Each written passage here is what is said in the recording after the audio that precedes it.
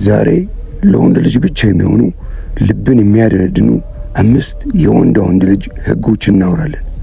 ቆፍጣናና ፍርሃት አልባ መሆን ከፈለክ እነዚህን 5 ህጎች ግዴታ ልታውቅ ይገባሃል።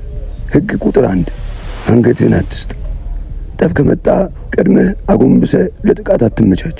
አንገትህን ቀና አድርገህ አይኑን እየተመለከትክ ምንድነው በለው።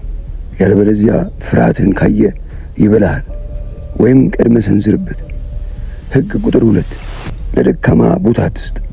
ጸብ ከመጣ በወሬና በልመና ጸቡን ለማብረድ አትሞክር። አንዴ ድንበርህን ከጣሰ መልስህን በቃላት ሳይሆን በድርጊት ሁን።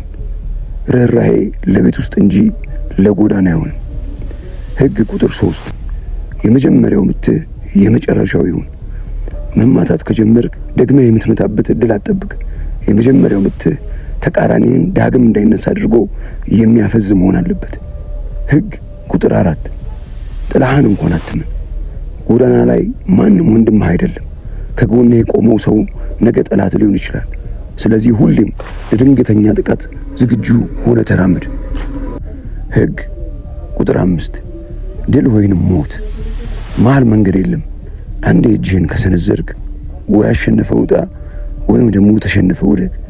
በሁለቱ መሃል መላላት ለወንድ ልጅ አይመጥንም። እንግዲህ ምርጫው ያንተ ነው። ወይ ወንድ ሆነ ተጋድለህ ትሞታለህ፣ ወይ ክብርህን ታስጠብቃለህ፣ ወይም ደግሞ ልክ እንደ ሴት ልክ እንደ አይጥ ወደ ጓዳ ወደ ቤት ትሸሻለህ። ከሁለቱ አንዱ የመምረጥ አጋጣሚውን ሰጥቻለሁ።